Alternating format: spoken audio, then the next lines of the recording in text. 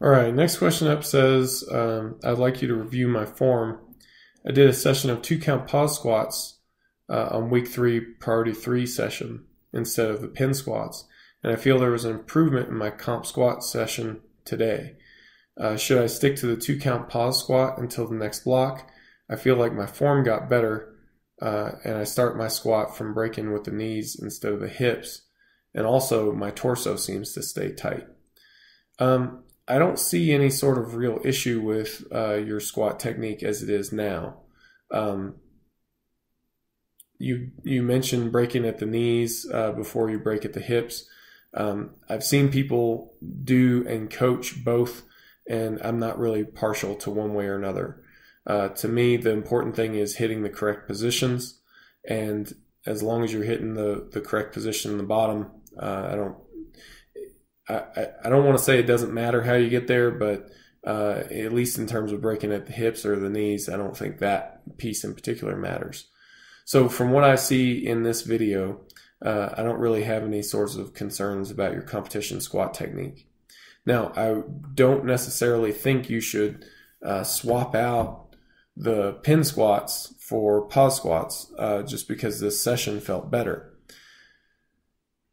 The training cycle itself is designed with kind of a long-term focus in mind. So the training block that you're in right now includes pin squats because I want you to get the training effect that the pin squats deliver, but also because we're saving the pause squats for a bit later.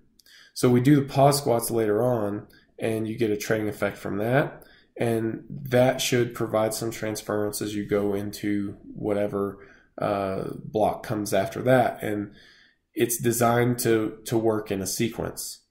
So I don't think you should swap out the pause squats and the pin squats in this particular case.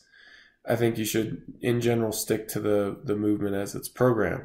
If there's some reason that you can't or that it's painful or something like that, that's a different scenario entirely. But just based on what I see here, that doesn't seem to be the case. If you are getting a positive transfer to your technique from the pause squat, then all the better. We'll save that for a little bit later on in the block, and that positive technical transfer is going to help you with some higher weights. But I think that you'll see that there are some technical cues and some technical things that you can learn from the pin squat as well. Just be mindful of those things and be on the lookout for it, and I think you'll see it.